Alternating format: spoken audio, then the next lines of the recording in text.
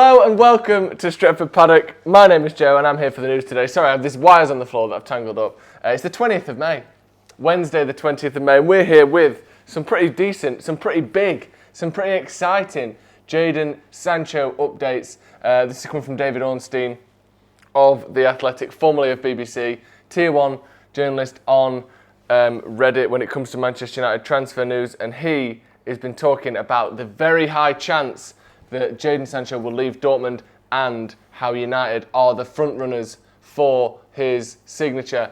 Yes. This has come from off the back of probably close to 2 weeks now of uncertainty of United aren't willing to pay this. Will it be a loan deal? Is the deal off? Are they trying to get 80 million for him? Or they're only trying to pay 60 million for him and Dortmund want 100 million for him? Are we going to have to wait till next summer? Are we going to have to miss out on him entirely? It's been non-stop, a barrage of uncertainty over the last couple of weeks. And finally, we've seemed to have come out the other side of it. There's light at the end of the tunnel. There's an Ornstein tunnel that we're all travelling through, and the light is flickering in the distance. It's looking as though we are back to the kind of status quo with this transfer where we thought we were. And again, you always have to bear in mind that there's always going to be stories on the contrary to each other. Yes, it's happening. No, it's not happening. It seemed so done. It seemed so easy, this Jadon Sancho deal. And then we had to go and have a bloody worldwide pandemic, didn't we, to throw a spanner in the works. But again, we'll get into the full details in a minute. It's looking as though this thing is sort of trucking back on. There's more coal going back in the engine. Ed Woodward in the coal room of the train, shoveling coal onto this transfer fire as we steam towards Destination Sancho. There you go, we like that. We're also going to be talking about Maurizio Pochettino and Danny Rose, who reckons he's going to manage United one day. Pochettino, not Danny Rose. How are you all, for starters? Morning everyone, morning at home. It's a nice little community we have here, isn't it? Joe, do you actually love New York, or is it just for fashion? This is actually my sister's t-shirt that she let me wear once as pyjamas when I stayed at her house. Then I took it home, said I'd wash it, and then just kept it. I'll give it back next time I see her, but I ain't seen her in 4 months, so I can't give it back yet. Are you on coffee or tea? Coffee for me. Yeah, coffee. I like tea, but generally coffee. Forget about all that rubbish. Let's get into the proper stories then. Sancho deal likely. How nice is it to say that again? How nice is it that the news is thus?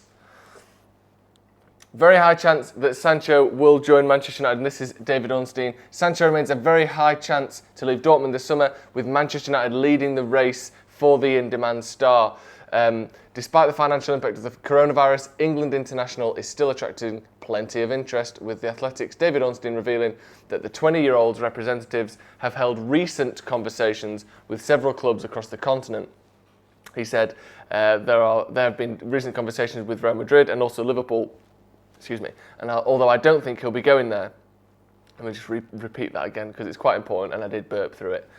There have been recent conversations with Real Madrid and also with Liverpool, although I don't think he'll be going there, Ornstein said on the latest episode of The Athletic's Ornstein and Chapman podcast. Hang on a sec. Ornstein and Chapman podcast. Is that... It's not Mark Chapman again, is it? It is Mark Chapman. All right. For those of you who are sort of 15, you might not know this. Mark Chapman, has there ever been a man, and you put this in the comments, and this is, again, a bit niche, so I probably shouldn't be wasting time on it. Has there ever been a man who has been in more double acts than Mark Chapman? Chappers and Dave. For those of you who remember Chappers and Dave, I think that was that 5 Live or was that BBC Radio Sheffield even? Chappers and Dave. Then it was Chapman and what was the other one? What's his name? Savage. No, he had another duo before. Something and Chapman, wasn't it? Oh, I can't even remember. And now it's Ornstein and Chapman. Oh, yeah, Chappers. Look, Chappers and Dave. They used to be a duo together on the radio. Then there was Chapman and Savage or someone else, wasn't it? He had another thing with someone else. And now it's Ornstein and Chapman. Honestly, Chappers, get a long-term friendship, man. Sorry. Chelsea made contact in January, but there's been no follow-up since. At Barcelona, there's interest as well, but I don't think that's probably realistic. Ornstein added that Sancho is expected to be allowed to leave Dortmund this summer and remains a very high chance that a move could happen, believing that Manchester United appears the most likely destination for the winger following the club's concrete interest in his services. Sancho is expecting to move this summer, and there's still a very high chance that that will happen. There's an understanding between Sancho and Borussia Dortmund that if the right price arrives, then he can go. There's confidence among his camp that an offer will arrive. They have almost no doubt about that. Manchester United have been the most proactive on that front. They've been in regular contact, and very recently. See, here's the thing, right? This news, up until that line, is, well, we knew that there was contact. We know, we can confirm, even as Stretford Paddock, we've got enough sources to tell you that United definitely want Jadon Sancho, right? We also can tell you, as I've told you before, that Jadon Sancho is interested in moving to Manchester United. That's our sources telling us that. That's not even. I can tell you that. We want him. He's interested. He's open to a United move. That doesn't mean this will happen. That's not. You said it was. I'm not saying it will happen. I'm saying there's a good chance that it might. United were willing to pay. This was all pre-coronavirus, by the way, that these things were put in place. So up until this point in the article, you sort of reading it going, well, we knew United wanted him. We knew that United were leading the race for him. We knew that, Dortmund said he could leave. But this is the line that's got my, let's just say, loins tingling somewhat. They've been in regular contact and very recently. So that's a nice little kind of update on the fact that this isn't just COVID-19's happened, so we're going to step away, that deal's off. It's a nice excuse for us to not have to pay any money, which is what's, not a conspiracy theory, but a little theory that I'd seen going around that United are using this virus as a way to not have to spend money. There was this sort of flip side of that argument saying that United are going to exploit the market. Oh, look at United, these evil villains going to exploit the market for coronavirus. And then it was, look at the Glazers, these greedy bastards, going to keep all their money and use coronavirus as an excuse. So it seems as though they are not doing that, either of those two things, and it looks like they're carrying on with the plans that were already put in place before. So the very recently comments to me is particularly exciting. Let me know what you think to this. Are you glad that we are still in for Jadon Sancho? Are you glad that this is something that is continuing and that it's not just something that we've sort of put on the back burner for now? Well, we'll wait and see what happens. It looks as though we are proactively still going after this. Anyway, Chappers loves a collab. He does love a collab, doesn't he? Hulk Hogan had a lot of tag team partners, to be fair, Joe. Yeah, he did. Hi, Joe. Watching your show is the high point of my day during lockdown. Keep up the great job. Thank you very much. Thank you. I didn't know that was praise when I started reading it. Man United favourites for Adama Traore. James Barber, are you just making up your own rumours in the comments? If so, carry on, boy. So to me, this is very exciting news. And the fact that this is an ongoing debate and this is an ongoing set of conversations that haven't stopped because of coronavirus, haven't put the brakes on. United's put the brakes on Sancho transfer. All these things we've been reading over the last couple of weeks. Ornstein with a bit more of a level-headed. He's had chats with Liverpool. He's had chats with Barcelona, but they are unlikely to materialise. And that's something else that, let's have a look at that point just for a minute while we can sort of separate ourselves from it. So, David Ornstein there says, Chelsea made contact in January, but there's been no follow-up since. At Barcelona, there's interest as well, but I don't think that's probably realistic. So there's two clubs there, in Chelsea and Barcelona, that if you were writing about Chelsea and Barcelona, you would write, Chelsea make contact for Jadon Sancho transfer. And then all of a sudden you're thinking, oh my God, we're going to sign him. If you were writing that, you would write, Barcelona interested in Jadon Sancho. And Barcelona fans would be there going, well, they've said we're going to sign him. Clubs make contact with players all the time. So sometimes, when it says United in contact with or United monitoring situation of X, Y, and Z player, that doesn't mean that we're going, oh, why is he our first choice? Why do we want Moussa Dembele? Why are we monitoring, the likes of these players who aren't good enough for United? It's because they might be 4th, 5th, 6th on the list for Chelsea. And if Chelsea are thinking, well, we've got this, let's say it was before the Ziyech deal was done. We've nearly got this Ziyech deal done. But if Sancho's available for 70 million, then we'd probably rather take him because he's probably a better asset. But for the money, we think Ziyech is a great price. So let's speak to Dortmund, or let's speak to Sancho's camp. Just put the feelers out, see A, whether he'd be interested in joining us, and B, roughly how much it'd cost us. Okay, yeah, we're a big fan of Jadon Sancho. We just want to know some details about, his potential move. He doesn't really want to go to Chelsea. Okay, thank you.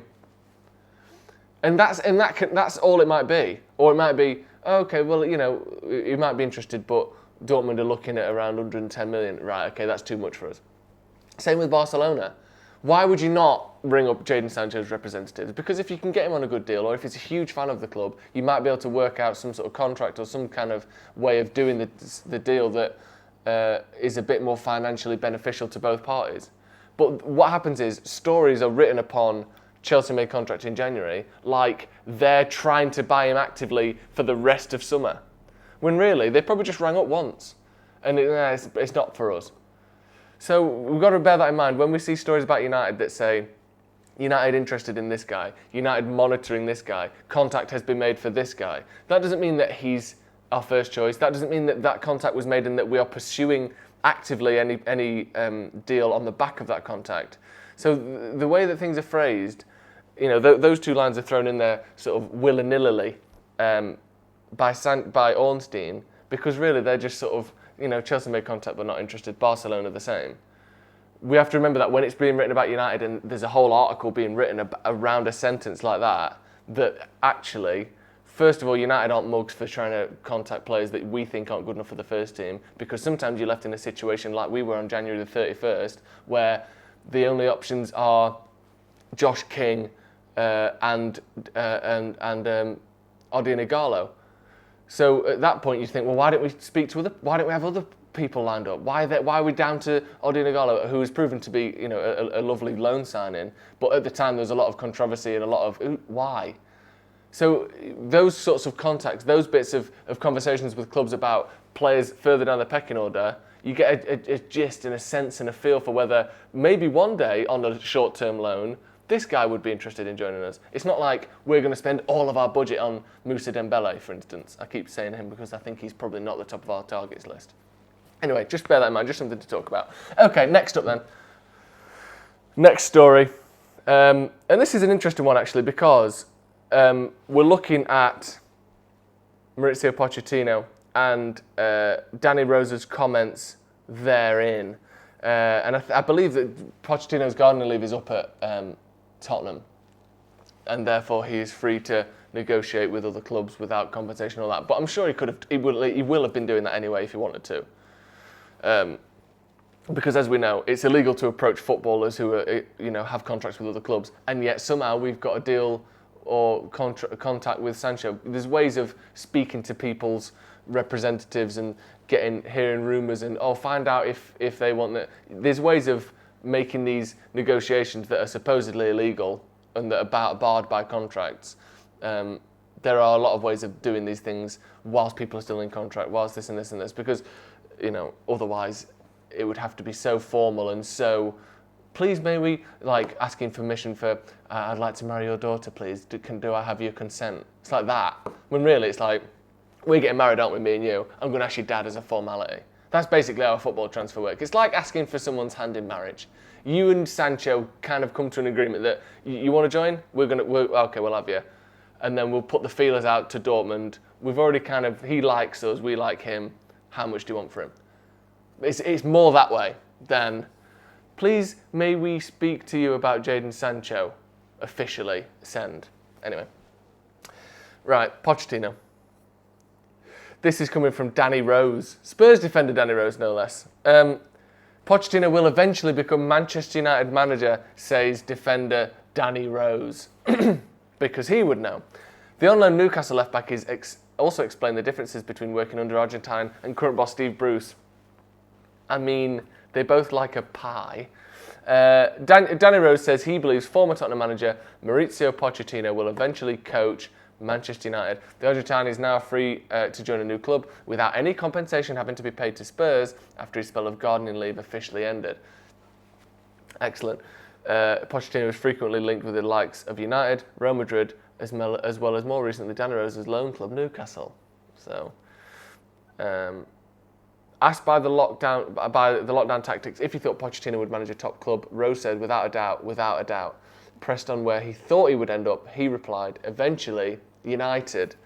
Now, This is what we call a rumour, because that's it. That is the information. But I just wanted to get a dialogue going in the comments, get my thoughts across a little bit on this one. Do you think, first of all, he has inside information that has suggested that either A, Pochettino wants to join United, or B, United want Pochettino to join United? Do you think either of those two things? Do you think potentially, when he was pressed on who he might join, he just recalled the non-stop rumours about 4 months ago saying that Pochettino was going to join United, and he just plucked United out of the air as, well, I don't know what to say because I'm being interviewed here and I wasn't prepared for this answer. And I remember he was linked with United a lot, so United. Because, again, there are a lot of open secrets in and around football, as there is with any business, any workplace. Imagine, when you go to work, wherever you work, or you go to school even, same thing. There's always rumours, that isn't official to the outside world or to the people outside of where we work or what school we go to. But we all know that this is happening. So, sometimes a manager, the Louis van Gaal sacking was a good one. That wasn't made official till after the FA Cup. But we knew that he was getting sacked that day or before that. So there's these sort of open secrets, isn't there? Again, the Sancho deal, seemingly one of them. Sancho to United, seemingly one of these open secrets. And I wonder if Pochettino to United is maybe one of these open secrets, because there was a lot of smoke around that deal. And Danny Rose, whilst he's probably not in the room having these conversations himself, he's playing for Tottenham around the time that we knew Pochettino was he'd been sacked, and then we knew he was going to be on gardening leave, and then we sort of were looking at maybe the end of the season. A lot of people were saying Solskjaer would leave and Pochettino would come in. Obviously, I don't think that's going to happen now. But I wonder if there is something to this, and I wonder if there have been kind of conversations and chats and players in and around the Tottenham dressing room, and therefore the United dressing room think there's a chance that this might happen, because I wonder how that affects things. When we went and played the FA Cup final against West Ham, Louis van Gaal probably knew he was going to get sacked. And he said that he found out afterwards and he found out all these things. But, we knew. And therefore the players will have known, because they've got friends texting, oh, fucking hell, is the manager getting sacked? So, I'm sure, people know things that are going to happen. And I wonder how that would affect players playing for a manager when you think, it could either go, well, let's play for him really well because he's going to be leaving anyway. He's going to be leaving soon, so let's give him a good send-off. Or you think, well, he's going to leave anyway, so fuck it. And the final weeks of Mourinho had that feel to him, where it was like, we know he's going. Do you remember when, I think it was before the Newcastle game, or it was certainly a game about a month or 6 weeks before Mourinho got sacked, there was an article that came out in the Mirror, I think, that said, Mourinho is going this weekend regardless of the result of the weekend. And we won, and he didn't get sacked. Now, there's part of me that thinks, that was correct, if you know what I mean. At the time they got that information, that may well have been correct, that Mourinho was going to leave then, but it's almost like United saw that was leaked and decided not to do it then. And then thought, let's plan this properly, because after the Liverpool game, we've got a nice run of games, bring a new manager in, give him a good start. But you do sort of think, everyone knows these things before they happen. There's a feeling around certain managers when you can tell that players aren't playing for them anymore, where you probably know that they're going to get sacked as a player. And hopefully that isn't the case with Solskjaer. It doesn't seem to be the case, certainly doesn't seem to be the case anymore. And I would just wonder whether Danny Rose is sort of recalling rumours he heard when he was at Tottenham, back when the likelihood of Pochettino becoming United manager was more certain. In the comments, Poch wants United for sure, always trying to impress United fans. I was in the Camp Nou in '99 supporting United. There you go. Someone saying, I don't want Poch, never did. Would you want Nagelsmann? Not till he's won some stuff. Everyone likes the young, excited. Again, there's nothing more exciting than promise and talent and future. Do you know what I mean? Looking forward, like Mason Greenwood now. To be fair, he's starting to prove it because he has got 12 goals this season, which is excellent. But that kind of the idea of someone being a future star, of having potential. Potential is the most exciting thing in the world. Unfulfilled potential, such a waste. That's the problem. When you think about it, really, most people don't do anything, myself included. Most people don't do anything with their lives. But when someone is young, they have potential. So the Pochettino deal was this potential thing of he could come in and change things. The same with Nagelsmann, more aptly, should I say. He's this young guy, he's this very young manager trying new things with this exciting club. He's got potential, and that is the most, valuable asset of all, really. So I like the idea of him. If he turns out to be a great manager, let's get him. The thing with managers is, unless he goes to a direct rival, you can get the best manager in the world. Assuming United has still got a big standing in football in 10 years or whatever, when Nagelsmann's won some stuff, you can get the best managers. We've had the best managers. It's not like a player when, once he's made the first move, now you have to pay 200 million for him. You just sort of get him, and then you give a bit of compensation. There's no transfer fees for managers. So if he proves himself to be one of the best managers in the world, which, as exciting as he's been, so far he hasn't proven himself to be one of the best managers in the world. If he does, and we need a new manager, sure, but not at the moment. But again, people like him because of this potential element that a lot of managers have. And same with Sarri was another one of those at Chelsea. I think sort of retroactively people have given him more credit for what he did at Chelsea. But, he came from Napoli. Look at this team, look at the potential they've got. It's such an exciting team. Comes to Chelsea, did all right. Not so exciting anymore now, is it, Juventus, is he? Potential is the most valuable commodity in life, pretty much. Poch spent 400 million. The no cash idea is a myth. Yeah, but 400 million over 5 years on 20 players isn't the same as 400 million over 3 years on 6 players, is it? Which is what you really need to take a team to the top level. He bought a lot of players in that time, probably because they didn't have the money to make these huge single statement transfers. And let's be honest, as much as 400, you can say he spent 400 million. We know that the summer before last, they bought no one, 0 players. And that is, in terms of growing and progressing a club, that's a real, gun to the back of the head, isn't it, really? Let's be honest.